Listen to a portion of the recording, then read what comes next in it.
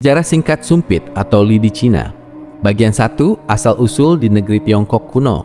Lebih dari 3000 tahun yang lalu, di zaman dahulu kala, orang Tiongkok mulai menggunakan alat bantu makan yang terbuat dari sepasang batang kayu halus.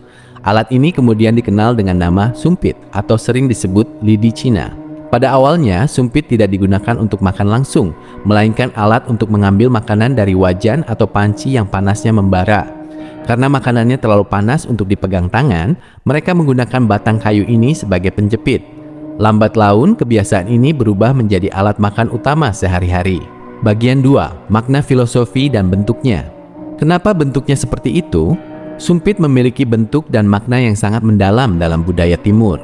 Satu pasang sumpit terdiri dari 2 batang. Satu batang berfungsi tetap, satu batang lagi yang bergerak. Ini melambangkan keseimbangan antara yin dan yang atau pasangan yang saling melengkapi. Ujungnya yang memegang makanan biasanya runcing agar mudah mengambil butiran nasi atau potongan daging kecil. Bahannya awalnya dari bambu dan kayu karena mudah didapat dan tidak menghantarkan panas. Bagian 3, penyebaran ke seluruh Asia. Zaman kerajaan dan perdagangan. Budaya menggunakan sumpit menyebar sangat cepat dari Tiongkok ke negara-negara tetangga. Masuk ke Korea, Jepang, Vietnam, hingga ke Asia Tenggara termasuk Indonesia. Setiap negara mengembangkan gaya dan bentuk sumpitnya sendiri-sendiri. Di Jepang, sumpitnya lebih pendek dan runcing tajam. Di Korea sering dibuat dari logam atau perak. Namun cara pakainya tetap sama, menggunakan jari tangan untuk mengaturnya dengan cekatan. Bagian 4, aturan dan tata krama memakai sumpit. Sopan santun yang harus dijaga. Menggunakan sumpit tidak boleh sembarangan. Ada etika yang sangat ketat dan dihormati hingga sekarang. Dilarang keras menusuk makanan tegak lurus ke atas karena mirip dengan dupa untuk orang meninggal. Dilarang menyeret sumpit di atas mangkuk atau piring.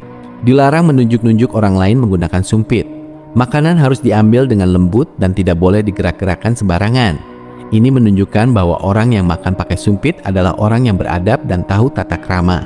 Bagian 5. Manfaat kesehatan dan kebiasaan. Kenapa masih dipakai sampai sekarang? Ternyata makan pakai sumpit memiliki kelebihan tersendiri. Karena tidak bisa mengambil makanan dalam jumlah besar sekaligus, makan jadi lebih pelan dan teratur. Ini membuat kita lebih cepat merasa kenyang dan membantu pencernaan menjadi lebih sehat. Melatih ketangkasan jari tangan dan otak agar tetap cerdas dan sigap.